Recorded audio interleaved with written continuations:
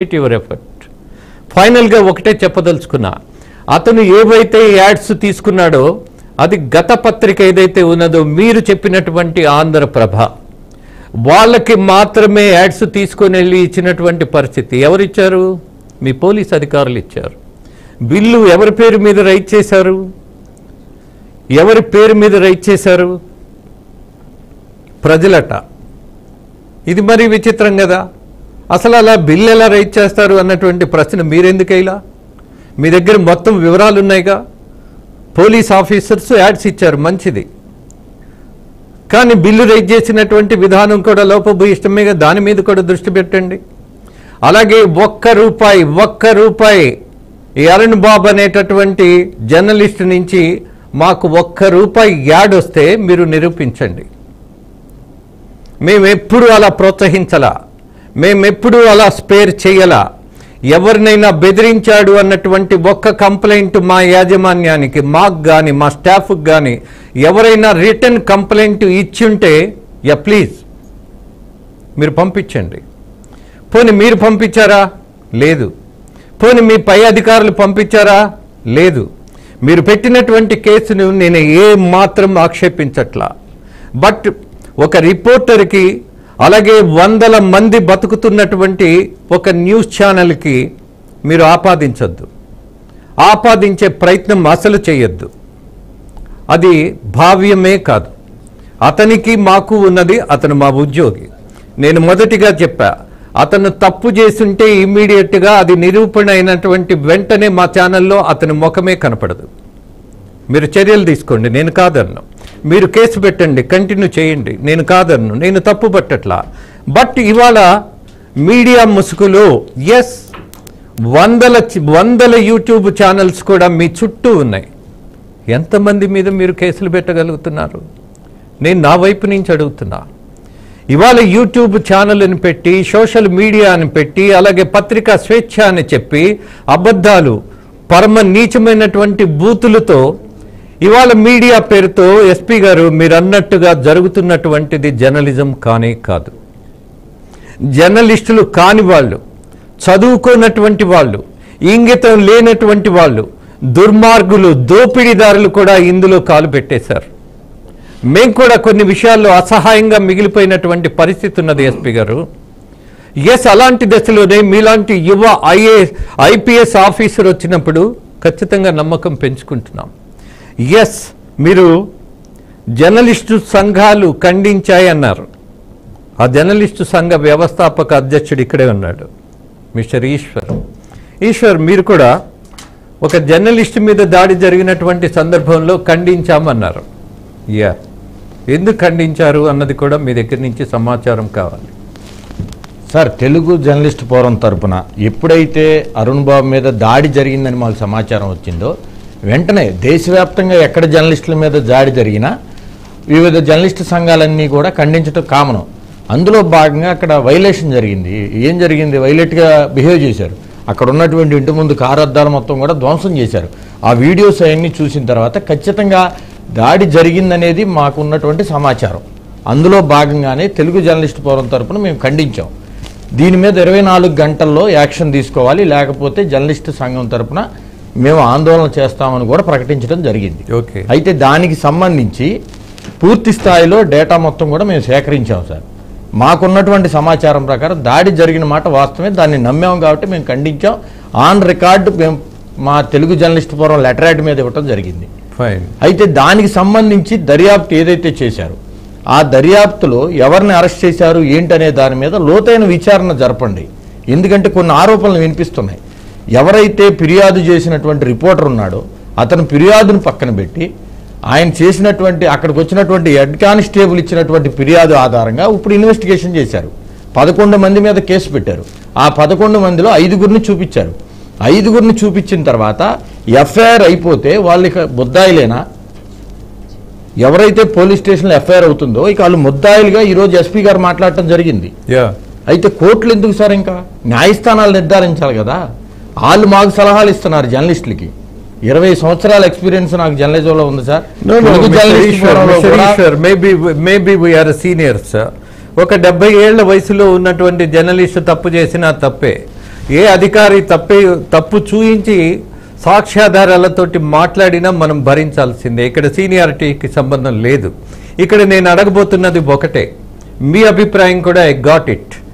ఎవరై ముద్దాయిలు అన్నారు కానీ వీళ్ళు దోషులల్లా. ముద్దాయి అనటం అనేది తప్పు లేదు. am I right? Correct sir, correct. Yeah. ఇక నెక్స్ట్ ఒకే ఒక ప్రశ్న ఇవాళ పోలీసు డిపార్ట్మెంట్కి అలాగే ప్రజలకి చేరవేయాల్సిన సమాచారం ఏంటంటే, ఒక జర్నలిస్ట్ మీద ఎఫ్ఐఆర్ పెడితే ఇవాళ ప్రెస్ మీట్ పెట్టారు. అదే కోర్టు ఆదేశాల మేరకు ఒక పోలీస్ ఆఫీసర్ మాతంగి శ్రీనివాసో ఆయన మీద కూడా ఎఫ్ఐఆర్ పెట్టారు. దాన్ని ఎలా తీసుకుందాం? ఖచ్చితంగా సార్, ఒక పోలీస్ డిపార్ట్మెంట్లో ఉన్నటువంటి పోలీస్ ఆఫీసర్ మీద ఎఫ్ఐఆర్ అయ్యింది. దాని గురించి ప్రెస్ మీట్లో ఎవరు మాట్లాడలేదు. ఒక జర్నలిస్ట్ మీద ఎఫ్ఐఆర్ అయ్యింది, ఆ జర్నలిస్టుల మీద ఇన్ని కేసులు ఉన్నాయని చెప్తున్నారు. అలాగే ఇప్పుడు 11 మందిని అరెస్ట్ చేశామని చెప్పారు. అదే డిపార్ట్మెంట్కి సంబంధించిన సిఐ మీద కేసు నమోదయ్యింది. అప్పుడు పోలీసులు చేస్తే తప్పులేదా అనేది మా ప్రశ్న.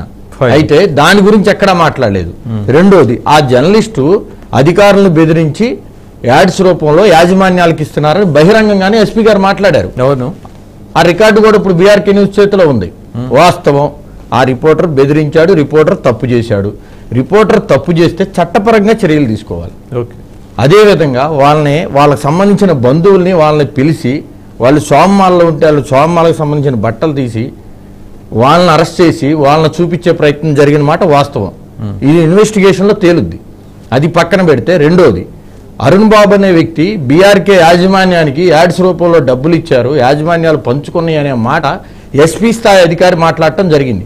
దానికి ఒక క్లారిటీ ఇస్తున్నాను నేను. ఏపీ బ్యూరో చీఫ్గా, బీఆర్కే న్యూస్ ఏపీ బ్యూరో చీఫ్గా పూర్తి క్లారిటీ ఎస్పీ గారికి ఇస్తున్నాను. కృష్ణా జిల్లా నుంచి కానీ, గుంటూరు జిల్లా నుంచి కానీ, ప్రకాశం జిల్లా నుంచి కానీ, ఆ రీజన్ నుంచి ఒక్క యాడ్ బీఆర్కే యాజమాన్యానికి రాలేదు. ఉంటే ఆధారాలు చూపించమని నేను బహిరంగంగా సవాల్ ఇచ్చుతున్నా. రెండవది, అరుణ్ బాబు అనే వ్యక్తి ఆంధ్రప్రభ పత్రికలో జర్నలిస్ట్గా పనిచేసిన తరుణంలో 53 స్లిప్పులు ఉన్నాయి, బిల్లులు బీఆర్కే న్యూస్ చేతిలో ఉన్నాయి. విత్ జిఎస్టీ బిల్లులు రేజ్ చేశారు పోలీస్ స్టేషన్కి సంబంధించి. ఇప్పుడు గుంటూరు జిల్లా ఈస్ట్ పోలీస్ స్టేషన్ అయితే గుంటూరు జిల్లా ఈస్ట్ పోలీస్ స్టేషన్ పరిధి ప్రజలు అని బిల్లులు ఇచ్చారు. ఆయన పనిచేసిన ఆంధ్రప్రభ పత్రికలో ఆయన పూర్తి స్థాయిలో ఎంక్వైరీ చేసి మాట్లాడాలి. అక్కడ బీఆర్కే న్యూస్ పేరు చెప్పారు కాబట్టి ఈరోజు మనం మాట్లాడుతున్నాం. బీఆర్కేకి ఎక్కడా కూడా సంబంధం లేదు. ₹1 కృష్ణా, గుంటూరు, ప్రకాశం జిల్లా నుంచి ₹1 అడ్వర్టైజ్మెంట్ రాలేదు. దీనికి ఖచ్చితంగా మేము చెబుతున్నాం. ఏమన్నా ఎవిడెన్స్ ఉన్నా సరే పోలీసులు చెప్తే వాటికి సమాధానం చెప్పడానికి కూడా మనం సిద్ధంగా ఉన్నాం. అదేవిధంగా ఆంధ్రప్రభ పత్రికకు పోలీసులు ఎందుకు ఇచ్చారు యాడ్స్? 53 బిల్లులు పూర్తి స్థాయిలో రేజ్ చేసిన బిల్లులు కూడా మనం చూపించే ప్రయత్నం చేద్దాం. అవసరమైతే పోలీసులకి నేనే వెళ్ళి ఇచ్చే ప్రయత్నం చేస్తాను. దాని మీద ఎంక్వైరీ జరగాలి. పోలీసులు ఎందుకు ఇచ్చారు అసలు యాడ్స్? దీని మీద కూడా చర్చ జరగాల్సిన అవసరం ఉంది సార్.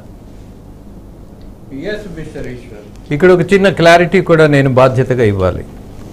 ఆఫ్ కోర్స్ ఎస్పీ గారు పొరపాటు పడ్డారేమో, లేదు ఆయన కవి హృదయం వేరే ఏమో. ఎలా అంటే ఆయన యాడ్స్ ఇచ్చాడు యాజమాన్యాలకి బెదిరించి కలెక్ట్ చేసి అని. ఇక్కడ బెదిరించడానికి యాడ్స్ ఇచ్చిన వాళ్ళు ఎవరు అని అంటే బెదిరిస్తే బెదిరిపోయే వాళ్ళు కాదు, ఎక్కువ మంది పోలీస్ ఆఫీసర్స్ కూడా ఇచ్చారు. ఎలా ఇచ్చారు? ఆ ప్రాంత ప్రజలు అన్నట్టుగా బిల్లు రైజ్ చేశారు. అసలు ఆ బిల్లులో అర్థవంతమైనటువంటి ఇన్వాయిస్ అవుతుంది అది? భారతదేశ ప్రజలకు వాళ్ళు డబ్బులు ఇస్తారా? ప్రజలు అని అంటే డబ్బులు ఇచ్చేవాడు ఎవరు? ప్రజలా? కుదరదు కదా. నేను ఆ పత్రిక గురించి మాట్లాడదలుచుకోలే, వాళ్ళ బంధాల గురించి అస్సలు ఇక్కడ మెన్షన్ చేయాలని అనుకోవట్లా.